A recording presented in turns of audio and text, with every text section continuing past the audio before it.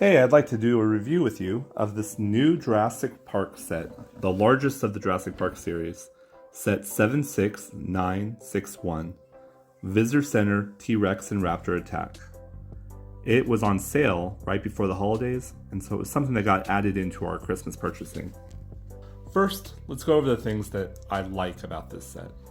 I really like the quality of the Raptor and the Rex, that it's an actual molded Rex, and you can see that the body has some good contour, good shape to it, and the jaw and the head have a lot of articulation, which is something you don't see in some of the other Lego dinosaurs that have come out in the past. So that's something that's really awesome about this set. The Rex skeleton was really well built, nice little display stand, as well as maintain the major features of the legs and these little claw arms. Overall, it was a great little dinosaur bone set, one worthy of a set of this scale, although I would have liked to see a little bit more. It was a great addition to the set, for sure. Another thing I really like is how they did the entry to the building. As you can see, there are sticker pieces, but they allow you to see the dinosaur bones and pieces around it. I thought that was a really nice touch. I really like the choice of minifigures, with Tim and Lex in their muddy clothes, and Dr. Sattler and Dr. Grant also kind of mudded out. And then there's Mr. Arnold with his tie untied, and Dr. Wu in the lab suit. Really, the only one missing is Mr. Hammond, who's integral to almost every scene in this building, but not in the set. Another thing I like and I thought was really cool in this set were these translucent mirrored windows. Just like in the movie, it has a picture of a raptor that you can actually see on the other side of. And on this side, it's a Paralophosaurus or a Hadrosaur that you can also see through. Now for some of the things that I didn't like about the set. For it being the largest set of the Jurassic Park series, I feel like it just was really lacking in the grandeur that comes as that large set. First, you have Dr. Grant. As much as Dr. Grant is such an iconic character, he doesn't come with his hat. He managed to save that hat through the entire movie, and yet you don't see it on his head with this set. I think that's kind of a fail. A little 5 or 7 cent hat would have gone a long way. The next thing I don't like about this set is the fact that the building really is quite tiny.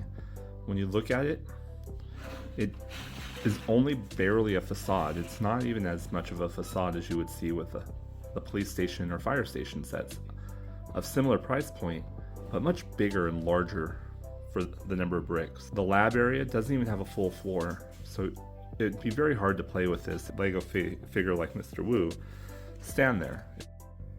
If you have a nice hard surface like this, then it wouldn't be too bad, but if you're a kid trying to play in your room, I can see how this could become a problematic set to play with because of not having that extra plate.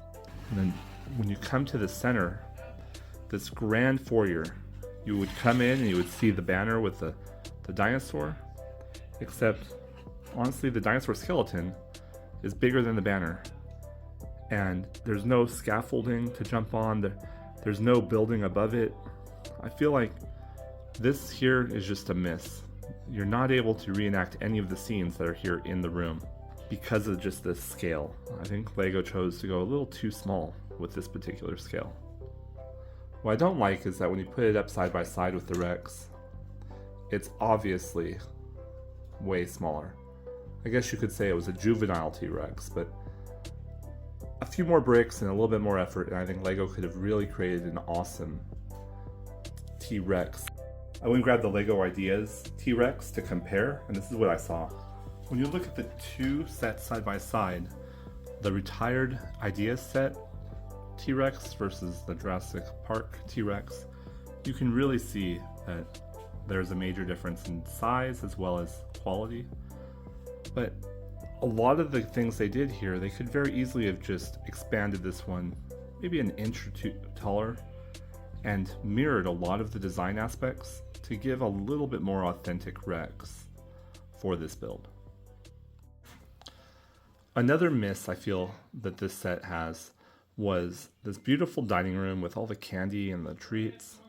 No plate here to stand on, so it's not super playable. There's no kitchen. The kitchen scene where the raptors chase the kids was such an iconic piece of this scene, and I understand bricks are at a premium, but really not having anything beyond here really was a miss in my book. Overall, I feel like this set also needed a vehicle. Frankly, it would have worked really well had you had one of the tour trams, especially if you had tram number 29, since tram number 4 comes in the Triceratops set. But having the ability to have 2 tour trams parked outside to reenact those scenes would be an awesome add. And since they haven't made it number 29 fully built, the only 29 you find is in the T-Rex Adventure, where the number 29 is smashed upside down. And so adding that would have been fantastic, as well as adding Dr. Hammond. And since, Hammond, just one more minifigure, again, he's so iconic to this building. Almost every scene around this building has him somewhat related with it. I really appreciate your time, and I hope that you were able to learn something about this set. Let me know in the comments what you liked or didn't like about it. I hope you have fun building, and I highly recommend that you get this set if you like the Jurassic Park line as much as I do.